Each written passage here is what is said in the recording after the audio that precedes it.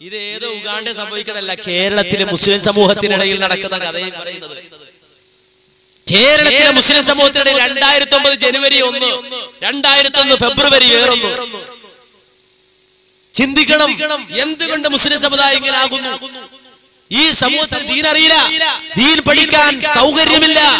അല്ലാഹുവിന്റെ റസൂലിന്റെ കാലത്ത് തന്നെ സൗകര്യം ഉണ്ടായിരുന്നു. ഖുർആൻ ഇത് പറഞ്ഞു, അതുകൊണ്ട് തന്നെ പറഞ്ഞു, യാ അയ്യുഹല്ലദീന ആമനൂ ഇദാ നൂദിയ ലിസ്സലാത്തി മിൻ യൗമിൽ ജുമുഅ ഫസ്ഉ ഇലാ ദിക്രില്ലാഹി വദറുൽ ബൈഅ.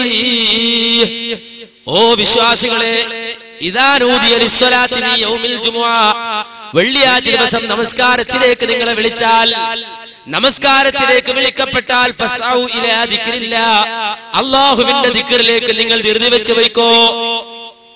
എന്താണ് ആ ദിക്ർ എന്ന് പറഞ്ഞാൽ, എന്താണ് അവിടുത്തെ ദിക്ർ കൊണ്ടുള്ള ഉദ്ദേശം? വഹിയ മൗഇലത്തുൽ ഇമാം ഐ അൽ ഖുത്ബ, ഇമാമിന്റെ ഉപദേശമാണ് അവിടുത്തെ ഉദ്ദേശം. ഇമാം നല്ലൊരു ഉപദേശം ജനങ്ങൾക്ക് നൽകണം, ഖുർആനിന്റെ പാഠങ്ങൾ ജനങ്ങൾക്ക് പഠിപ്പിച്ചു കൊടുക്കണം, ജനങ്ങളോട് ഉപദേശങ്ങൾ നൽകണം. അത് വെള്ളിയാഴ്ച മഹാനായ മുഹമ്മദ് നബി സല്ലല്ലാഹു അലൈഹി വസല്ലമ ഈ സമൂഹത്തിന്റെ ദീൻ പഠിപ്പിക്കാനുള്ള മാർഗമായി കണ്ടു. അതുകൊണ്ട് തന്നെ ലിന്നബി സല്ലല്ലാഹു അലൈഹി വസല്ലമ ഖുത്ബത്താൻ, പ്രവാചകന് 2 ഖുത്ബകളുണ്ട്.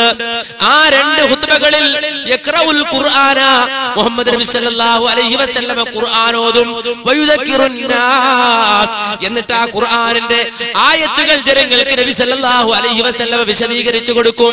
അങ്ങനെ ദീൻ റസൂലുള്ളാഹി പഠിപ്പിച്ചു. അങ്ങനെ ദീൻ പഠിക്കുന്ന ഒരു സമൂഹം ഉണ്ടായിരുന്നു. അങ്ങനെ ദീൻ പഠിച്ചൊരു സമൂഹം ഉണ്ടായിരുന്നു. അവർക്ക് ഇസ്ലാം പഠിക്കാൻ ചാൻസ് ഉണ്ടായിരുന്നു. പക്ഷെ ഇന്നോ ആ ദൗത്യം പോലും മുസ്ലിയാക്കന്മാർ നിർവഹിക്കുന്നില്ല. ജുമാക്ക് മുമ്പ്, മിമ്പറിൽ കയറുന്നതിന് മുമ്പ് ഒരു തറപ്രസംഗം വേണോ വേണ്ടേ, അതിപ്പോഴും ചർച്ച ചെയ്ത് തീർന്നിട്ടില്ല.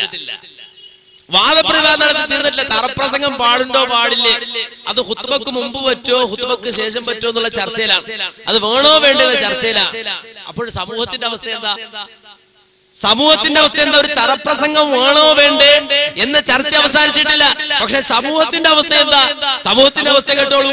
നമ്മൾ ഏറി വന്ന ഇക്കാലഘട്ടത്തിൽ നമ്മളെ ചെറുപ്പക്കാര് വരുന്ന പള്ളിയിലേക്ക് നിസ്കരിക്കാൻ വരുന്ന ദിവസം തന്നെ വെള്ളിയാഴ്ച അല്ലെ, വെള്ളിയാഴ്ച മാത്രം പള്ളിയിലേക്ക് വരുന്ന പ്രത്യേക ടീം വെള്ളിയാഴ്ച നേരത്തെ അവൻ എഴുന്നേറ്റ് അവർ ബ്ലേഡൊക്കെ വാങ്ങി, സേവ് സെറ്റൊക്കെ വാങ്ങി, അവന്റെ മീശും താടിയൊക്കെ ഒന്നായിട്ട് വടിച്ചൊന്ന് ഉഷാറാക്കി, എന്നിട്ട് കാൽമുട്ടിന്റെ അവിടുന്ന് മുകളിലേക്ക് കയറണമെങ്കിൽ വല്ല എണ്ണ തൈലൊക്കെ തേച്ച് വലിച്ചിങ്ങോട്ട് കയറ്റേണ്ട ഒരു ഫാൻറ്റൊക്കെ കയറ്റി, ചന്തിയും കൂടി മറിയാത്ത ഒരു ചെറിയ ഷർട്ടൊക്കെ ധരിച്ച് വെള്ളിയാഴ്ച മാത്രം സക്കറാത്തിന്റെ ഹാലിൽ പള്ളിയിലേക്ക് വരുന്ന സമുദായമായി മുസ്ലിം ഉമ്മത്ത് മാറിപ്പോയി അല്ലേ? വെള്ളിയാഴ്ച മാത്രം അതിന് സക്കറാത്തിന്റെ ഹാല്. റോട്ടിൽ നിന്ന് നമ്മളെ കുട്ടികൾ ചോദിക്കും, അല്ല പള്ളിയിൽ ഖുത്ബ തുടങ്ങിയോ? തുടങ്ങി. ഏത് ഖുത്ബ നടന്നുകൊണ്ടിരിക്കുന്നത്? സെമിയാണോ ഫൈനലാണോ എന്ന് അന്വേഷിക്കുക. ഖുത്ബ സെമിയാണോ ഫൈനലാണോ എന്ന് അന്വേഷിക്കുന്ന കുട്ടികൾ. വയസ്സന്മാർക്ക് ഇതിൽ പറഞ്ഞോളുന്നില്ല. വയസ്സന്മാരിങ്ങനെ നോക്കുക, എന്താ സെമി ഫൈനൽ എന്ന് പറഞ്ഞാൽ. ഇതിന്റെ ഇടയ്ക്ക് ഏതൊരു കൂടി ടിവിയിൽ കളി കണ്ടുവന്ന് ഉമ്മാനോട് പറഞ്ഞാലോ, ഉമ്മ സെനഗൽ ജയിച്ചു പറഞ്ഞാലോ, ഉമ്മ പറഞ്ഞാലോ ഓൻ ജയിക്കും, നിന്റെ ഒന്നും അല്ല, നല്ല പഠിക്കണ കുട്ടിയാണ് പറഞ്ഞാലോ. ആ അമ്മക്ക് സാധനം എന്താ തിരിഞ്ഞിട്ടില്ല എന്ന് പറഞ്ഞ മാതിരി ഉപ്പാക്ക് സെമിയും ഫൈനലും അറിഞ്ഞോളുന്നില്ല. 1-ാം ഖുത്ബ 2-ാം ഖുത്ബ എന്നാ ചോദിക്കുന്നത്. 2-ാം ഖുത്ബ എന്ന് പറയുമ്പോ പള്ളിയിലേക്ക് കയറി വരുന്ന മുസ്ലിം സമൂഹമായി നമ്മൾ അത് പതിച്ചു പോയി. എന്താണ് ഖുത്ബ? എന്താ ഈ പറയുന്നത്? സമൂഹത്തിന് തിരിയണ്ടേ? എന്തിനാ ഇത്? ആപ്പ് സമൂഹം വിചാരിച്ച് സെമിയല്ല ഫൈനലും അല്ല, ലാസ്റ്റ് ഓവറിൽ വന്നാൽ മതി എന്നാണ് സമൂഹത്തിന്റെ മനസ്സിൽ. കാര്യം ഇതെന്താന്നറിയില്ല. കുറെ ഏലക്കങ്ങനെ കേൾക്കാം, ചില മുസ്ലിയാക്കന്മാര് മുങ്ങിപ്പൊങ്ങണത് കേൾക്കാന്നല്ലാതെ ഇതെന്താ ഈ സാധനം ഇതുവരെ സമൂഹത്തിന് ബോധ്യപ്പെട്ടിട്ടില്ല. അത് പഠിപ്പിച്ചു കൊടുക്കേണ്ട സ്ഥലത്ത് നിർവഹിക്കപ്പെടുന്നുണ്ടോ? ഇല്ല. അതുപോലും തർക്കിച്ചും കലഹിച്ചും സമൂഹത്തെ പഠിപ്പിക്കേണ്ടതില്ലായ്മ ചെയ്യുന്ന ഫത്വകൾ ഇറക്കിയും വാശിയോടുകൂടി പൗരോഹിത്യം ഈ സമൂഹത്തിൽ നിറഞ്ഞാടുകയാണ്. സമൂഹം എന്തായാൽ എന്താ? ഈ സമൂഹം ശിർക്കിലേക്ക് പോയാൽ എന്താ? അവർക്ക് ദീൻ മനസ്സിലായില്ലെങ്കിൽ എന്താ? ഞങ്ങളെ സംബന്ധിച്ചിടത്തോളം പരമ്പരാഗതമായി ഇവിടെ നിലനിന്നു വന്ന കുറെ ദുശീലങ്ങളുണ്ട്. അതിങ്ങനെ യാതൊരുവിധ കുറവുകളും വരുത്താതെ മുന്നോട്ട് കൊണ്ടുപോവുകയല്ലാതെ വേറൊന്നുമില്ല. ഇനി ആരെങ്കിലും അതിനെതിരെ പറഞ്ഞ് സമൂഹമേ നന്നാവണം, ഖുർആനിന്റെയും സുന്നത്തിന്റെയും മാർഗത്തിലേക്ക് വരണമെന്ന് പറഞ്ഞ് ഉപദേശിച്ചാലോ അപ്പൊ ഭിന്നിപ്പുണ്ടാക്കിയതാണ്. അതാണല്ലോ മറ്റൊരു ആരോപണം, സമൂഹത്തിൽ ഭിന്നിപ്പുണ്ടാക്കി. കേട്ടോളൂ അദ്ദേഹം തന്നെ പറയുന്ന ആരോപണം. സ്വഹാബത്ത് നമുക്ക് കൈമാറിത്തന്ന ദീൻ കേരളത്തിൽ നീണ്ട 13 നൂറ്റാണ്ട് കാലം അഭംഗുരം നിലനിന്നു എന്നത് ചരിത്രപരമായ ഒരു വസ്തുത മാത്രമാണ്. 1920-കളിൽ മുജാഹിദ് പ്രസ്ഥാനം രംഗത്ത് വരുന്നത് വരെ ആദർശ രംഗത്ത്, ആശയരംഗത്ത് അടിസ്ഥാനപരമായ എന്തെങ്കിലും ഒരു ഭിന്നത കേരളീയ മുസ്ലിം സമൂഹത്തിൽ ഉടലെടുത്തതായി ചരിത്രം എവിടെയും രേഖപ്പെടുത്തുന്നില്ല. നീണ്ട 13 നൂറ്റാണ്ടുകാലത്തെ കേരളീയ മുസ്ലിം സമൂഹം സുന്നത്ത് ജമാഅത്തിന്റെ വിശുദ്ധമായ ആശയങ്ങളും ആചാരങ്ങളും യാതൊരു ഭംഗവും കൂടാതെ കൃത്യമായി പകർത്തിപ്പോരുന്നവരായി. സഹാബത്ത് മുതൽ ഇങ്ങോട്ട് പകർത്തിപ്പോരുന്നവരായിരുന്നു കേരള മുസ്ലിം സമൂഹം. ഒരു കുറവുമില്ല, ഒരു കുറ്റമില്ല. എന്തടിസ്ഥാനത്തിൽ പറഞ്ഞാൽ നമുക്ക് മനസ്സിലാവില്ല. മുസ്ലിം സമൂഹയുടെ ഐക്യത്തിലായിരുന്നു 13 നൂറ്റാണ്ടുകാലം.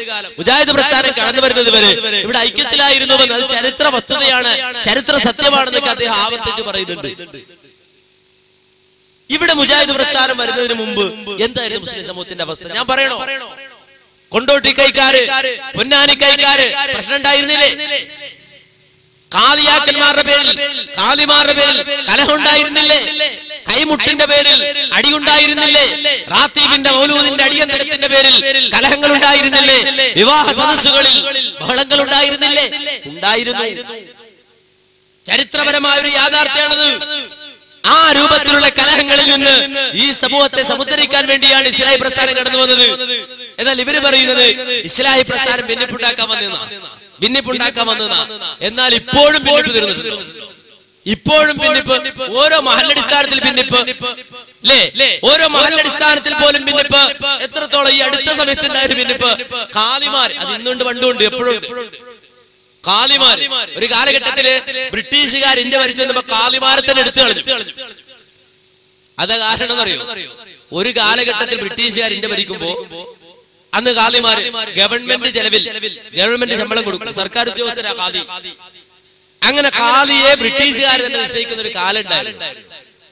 എന്തിനെന്ന് ചോദിച്ചാൽ മുസ്ലിങ്ങൾക്കിടയിൽ എന്തെങ്കിലും അടിപിടിയോ കലഹങ്ങളോ ഉണ്ടായാൽ, തർക്കങ്ങൾ ഉണ്ടായാൽ ഇസ്ലാമികമായ വിധി പറയാൻ, ഖുർആന്റെയും സുന്നത്തിന്റെ അടിസ്ഥാനത്തിലല്ല, അന്ന് ഫത്തുൽ മുഈൻ അതുപോലെ ഹനഫി കിതാബ് ഓരോ മദ്ഹബിന്റെ അടിസ്ഥാനത്തിൽ വിധി പറയാൻ ഖാദിമാരെ ബ്രിട്ടീഷുകാർ തന്നെ അവരെ ശമ്പളം കൊടുത്ത് നിശ്ചയിച്ച കാലം ഉണ്ടായിരുന്നു. അങ്ങനെ കുറെ കാലം ഇങ്ങനെ പോയി കഴിഞ്ഞപ്പോ അവസാനം കുറെ കാലം ഇങ്ങനെ മുന്നോട്ട് പോയി കഴിഞ്ഞാൽ പല കേസും വരും. പല കേസുകൾ വരുമ്പോ കാളിയാരോട് ചോദിക്കും, മുസ്ലിങ്ങളുടെ പ്രശ്നമാണെങ്കിൽ എന്താ കാളിയാർ വിഷയം, എന്താ വിധി? അപ്പൊ കാളിയാർ ഒരു വിധി പറഞ്ഞു കൊടുക്കും. അത് ബ്രിട്ടീഷ് ജഡ്ജി വിധിക്കും. അങ്ങനെ കുറെ കാലം പോയി കഴിഞ്ഞപ്പോ ഒരേ കേസ് തന്നെ തുടരെ വരാൻ തുടങ്ങി. പക്ഷേ കാളിയാരുടെ വിധി മാറി പറഞ്ഞു. ഒരേ കേസ് പക്ഷെ 2 വിധി കാളിയാർ. അതെന്താ? അതിങ്ങനെ മറ്റേ നോട്ടിന്റെ വലിപ്പത്തിനനുസരിച്ച് വിധി മാറാൻ തുടങ്ങി. അപ്പൊ സാഹിബിന് മനസ്സിലായി സംഗതി നമ്മൾ പള്ളി നിറച്ച് ഓതിയിട്ടില്ലെന്നുള്ളൂ, ഞാൻ സാഹിബാണല്ലോ, പള്ളി നിറച്ച് ഓതിയിട്ടില്ല, അതുകൊണ്ട് ഞാൻ സാഹിബാണെന്നിലേക്ക് സാഹിബിന് ഈ കുതന്ത്രം മനസ്സിലായി. അവസാനം ദേഷ്യം പിടിച്ച സാഹിബ് കാളിമാരെ മുഴുവൻ പിരിച്ചുവിട്ടതായി ഇന്ത്യൻ ചരിത്രത്തിൽ കാണാം. അപ്പൊ ഭിന്നിപ്പ് എവിടെ നിന്നുണ്ടായി, ആരുണ്ടാക്കി? ആ കാലഘട്ടത്തിൽ, പഴയ കാലഘട്ടത്തിൽ കാളിമാരുടെ പേരിൽ പോലും ഓരോ മഹല്ലടിസ്ഥാനത്ത് ഭിന്നിപ്പുണ്ടായിരുന്നു. ഇന്നും അത് നിലനിൽക്കുന്നില്ലേ? ഇന്നും ആ ഭിന്നിപ്പ് കേട്ടോളൂ. ആരാ ഭിന്നിപ്പുണ്ടാക്കിയത്? മുജാഹിദ് പ്രസ്ഥാനാണോ? ഉണ്ടായിരുന്നു.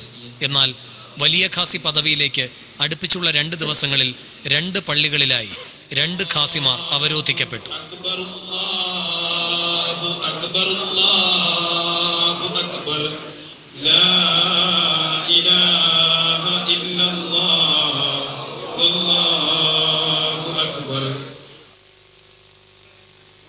കുറ്റിച്ചിറ ജമാഅത്ത് പള്ളിയുടെ ഖത്തീബായിരുന്ന SV അഹമ്മദ് കോയയും പയ്യന്നൂരിലെ ഖാസിയായിരുന്ന സയ്യിദ് ഹസൻ കുഞ്ഞിക്കോയ തങ്ങളുടെ മകൻ സയ്യിദ് മുഹമ്മദ് കോയ തങ്ങളും ഇന്ന് വലിയ ഖാസിമാരായത് വലിയ വിവാദമായിരിക്കുന്നു. ചുറ്റുപാടറിയുന്ന ആളായിരിക്കണം ഖാദി. ഹസ്ബത്ത് ജമാനി വൽ മക്കാനും, ജമാൻ എന്ന് വെച്ചാൽ കാലവും ദേശവും പരിചയമുള്ള ആളായിരിക്കുന്നതാണ്. എന്നെ സംബന്ധിച്ചിടത്തോളം പറയുകയാണെങ്കിൽ എൻ്റെ ഭാര്യ പറ്റി 700 കൊല്ലം പഴക്കമുണ്ട് ഇവിടെ ഈ നാട്ടിൽ. ഇത്ര പഴക്കമുള്ള വളരെ പ്രയാസമായിരിക്കും. ഇസ്കാൽ പള്ളിൻ്റെ മുത്തവല്ലിമാരിൽപ്പെട്ട് നമ്മളാവുന്നു. അപ്പോൾ സൂഫിക്കാ വീട് എന്ന് പറഞ്ഞ് സൂഫികൾ താമസിച്ച ആളുകളാണ്. അത്രയും പരമ്പര ജമാൻ കാലഘട്ടം നോക്കുകയാണെങ്കിൽ എൻ്റെ പിതാവിൻ്റെ അടുത്ത് ഈ നാട്ടിലെ പരമ്പരകൾ ലീസ്റ്റ് കാണാം. ഇന്ന പിതാവിൻ്റെ അത്ര വരെയുള്ള കാണാം. ഹസ്ബത്ത് ജമാനി വൽ മക്കാൻ ഗ്രന്ഥങ്ങൾ എഴുതി വെച്ചത് നാട്ടിനോട് പരിചയമുള്ള ആളല്ലെങ്കിൽ അല്ലെങ്കിൽ ബിരിയാണിക്കാൻ സാധ്യമല്ല എന്നുള്ള അത് അറബി ഗ്രന്ഥമായ ബിഗയിൽ എടുത്തു പറഞ്ഞിട്ടുണ്ട്. ഇതൊക്കെ ഇതിൻ്റെ പ്രമുഖമായ